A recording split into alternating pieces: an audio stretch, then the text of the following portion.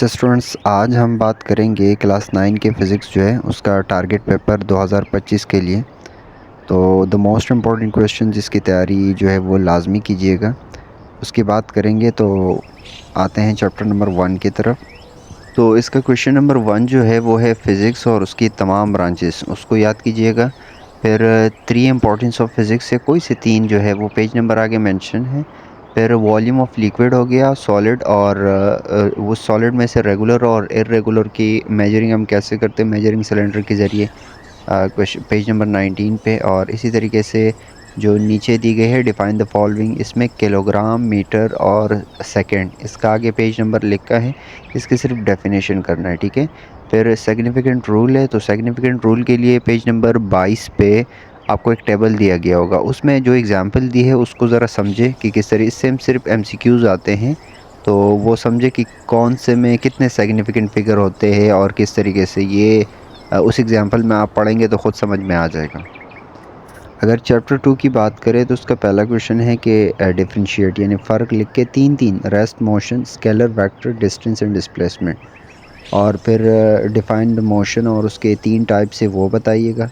फिर उसकी first, second और थर्ड इक्वेशन ऑफ मोशन जो है वो बता देना है आपने, लेकिन याद रखना कि वर्टिकल हॉरिजॉन्टल दोनों के लिए होते हैं। अच्छा, एक है जैसे फर्स्ट इक्वेशन ऑफ मोशन है कि V F equal to V I plus A T ना, तो आप इसमें ए जो है उसको जगह जी लिखते हो और जो एस होते हैं उसकी जगह एच लिखते हो। तो जहाँ पे ए और एच आ जाए वो आपके पास वर्टिकल होते हैं, और जहाँ पे एस आ जाए और ए आ जाए तो वो आपके पास हॉरिजॉन्टल होते हैं। न्यूमेरिकल के लिए भी आप इसकी जो ये तीन इक्वेशन ऑफ मोशन है, हॉरिजॉन्टल और वर्टिकल दोनों की प्रैक्टिस कीजिएगा। लास्ट का क्वेश्चन जो है चैप्टर 3 की अगर बात करें तो लीनियर मोमेंटम क्या है, यानी मोमेंटम की डेफिनेशन, फार्मूला और यूनिट लिखिएगा। और उसके बाद जो है एक फोर्स और मोमेंटम का जो आपस में रिलेशन है, force in term of momentum वाला इक्वेशन जो है वो प्रूव कर देना है, दूसरा सवाल। और law of conservation of momentum हो गया, वो सवाल है, आगे पेज नंबर इसमें मेंशन है, ठीक है। और इसी तरीके से फर्स्ट लॉ ऑफ न्यूटन हो गया, और उसका दूसरा नाम जो है वो लॉ ऑफ इनर्शिया भी होते हैं। तो उसका एक एग्जांपल भी देना है साथ में, और ये भी, इसका भी पेज नंबर मेंशन है। और फिर आप डिफरेंस लिख के मास और वेट के दरमियान क्या फ़र्क होता है, अगला सवाल। और उससे नेक्स्ट जो है सेंट्रीफ्यूगल फोर्स क्या है, उसके तीन एप्लीकेशन से वो आपने बता देनी। ये लॉन्ग में आ सकता है, तो ये तीन एप्लीकेशन बताने हैं। और नीचे जो आपको न्यूमेरिकल मेंशन की गई है इसकी प्रैक्टिस कीजिएगा। चैप्टर 4 में से टॉर्क, सेंटर ऑफ ग्रेविटी और इक्विलिब्रियम, इसकी डेफिनेशन बता देनी है।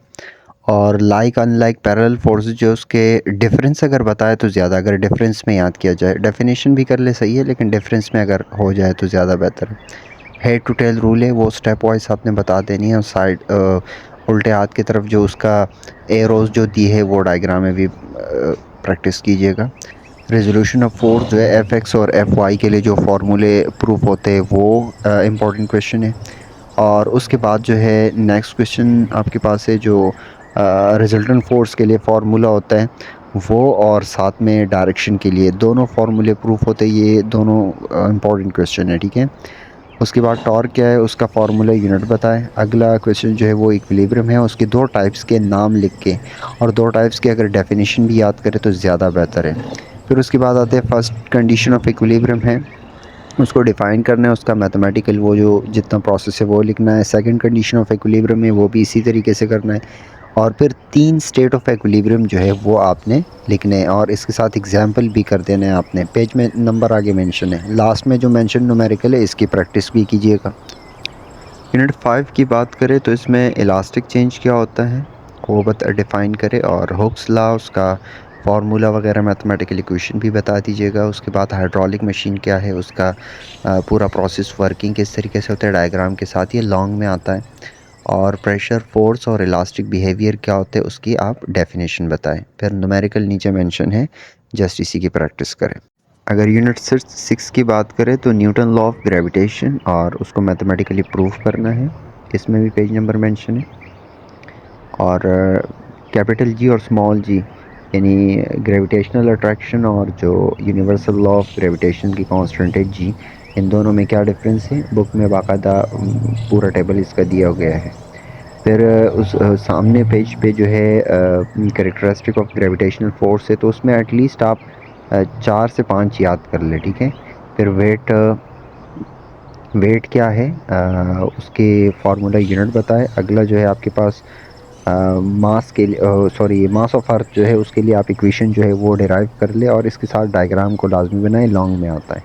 और फिर नीचे मेंशन दी गई न्यूमेरिकल की प्रैक्टिस भी करें। यूनिट 7 में है प्रॉपर्टीज़ ऑफ मैटर। उसी में सबसे पहला इक्वेशन जो है behaviour of gases bye there pressure, volume and temperature. ये 3 हेडिंग्स है। इसमें किस तरीके से बिहेवियर होते हैं वो आपने डिफ़ाइन करते हैं तीनों हेडिंग्स में से, ठीक है। उसके बाद जो है बॉयल्स लॉ बताना है, इस चैप्टर का सबसे लास्ट क्वेश्चन है और उसका ग्राफिकल रिप्रेजेंटेशन भी है। और फिर जो न्यूमेरिकल दी गई है उसको भी नीचे उसका प्रैक्टिस कीजिए। यूनिट 8 की अगर बात करें तो इसमें से आपके पास एनर्जी क्या है, काइनेटिक एनर्जी का इक्वेशन प्रूव करके दे, डायरेक्ट सिर्फ फार्मूला नहीं लिखना, ठीक है। और अगर शॉर्ट में आए आपसे तो आप फिर उसका फार्मूला लिख सकते हैं। फिर उसके बाद कन्वर्जन ऑफ एनर्जी है, एनर्जी फॉर्म्स जो कन्वर्ट होते हैं, लेकिन यहाँ पे आपने सारे जो है वो याद करने, क्योंकि इसमें कोई सा भी आ सकता है, ठीक है।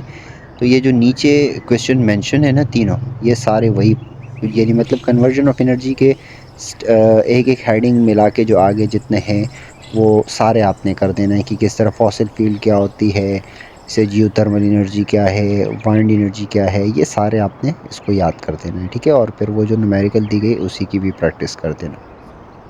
चैप्टर नंबर 9 की बात करें तो स्पेसिफिक हीट क्या है, स्पेसिफिक हीट कैपेसिटी क्या होता है और हीट कैपेसिटी।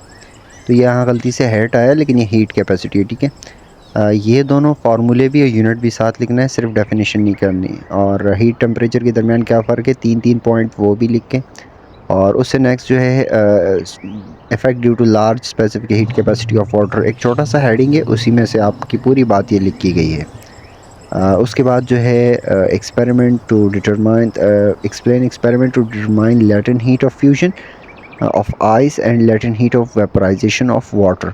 देखिए ये दोनों जो लेटेंट हीट ऑफ वेपराइजेशन है और इसी तरीके से जो लेटेंट हीट ऑफ फ्यूजन है, ये दोनों एक ही पे इसके डेफिनेशन है, दोनों पे सेम पेज पे डेफिनेशन है और उससे अगला इसका एक्सपेरिमेंट किया गया है। तो ये कर लेना और नीचे जो है न्यूमेरिकल जो मेंशन किया हुआ है उसी का प्रैक्टिस कीजिएगा। किसी भी स्टूडेंट को किसी भी किस्म का मसला हो, किसी सवाल में समझ नहीं आ रहा हो या मार्किंग करने का, या वो बहुत ज़्यादा लॉन्ग हो, तो वो कमेंट सेक्शन में आप पूछ सकते हैं, मुझे लाजमी मेंशन कीजिएगा, उसमें पूछ लीजिएगा। तो मैं उसमें जो है ना आपको, अगर मतलब किसी क्वेश्चन का समझ नहीं आ रहा, किताब में बाज़ औक़ात ऐसे दिया हुआ होता है कि बच्चा जो है वो उसका निशान नहीं लगा सकता, समझ नहीं आ रहा किस तरीके से करना है, तो उसको मैं पूरा आंसर जो है उसकी फॉर्मेट भी बता दूंगा कि इस तरीके से लिख लो और सेंड भी कर दूंगा उसको, ठीक है। बहुत शुक्रिया।